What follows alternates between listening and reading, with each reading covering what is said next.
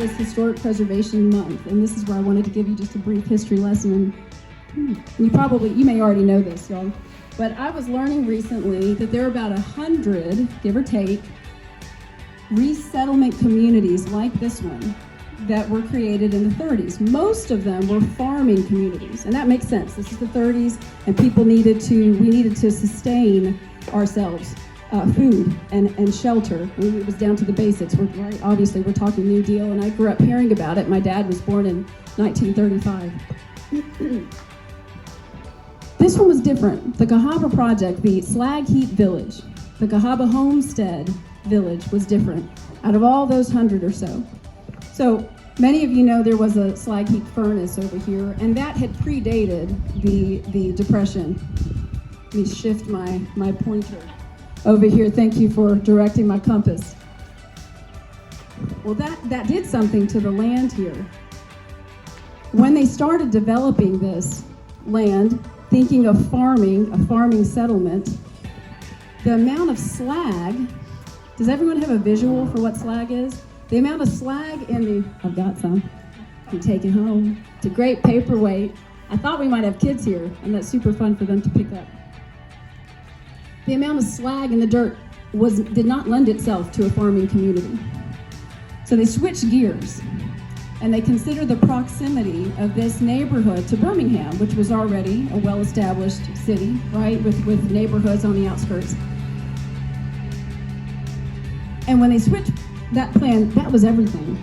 From turning this to a farming community where the homes that they would have built, like they did across the country, were not built solid like these.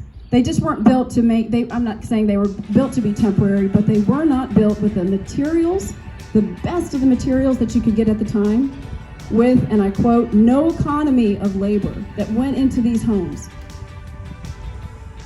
We can thank this slag that you can stumble upon behind the library for what this development became. It really became an experiment. It's sort of a way to show off when Rex Tugwell took over. And I know for one, I'm glad that he did, and it's very appropriate that when he said, I'm tired of these fancy names that all these developments are getting, we're gonna call this Slag Heap Village.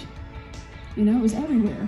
And we don't see it now so much, but you can certainly stumble upon it when you're walking behind the library or there by the river.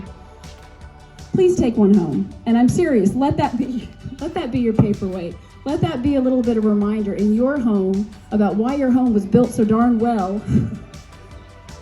This has a lot to do with that.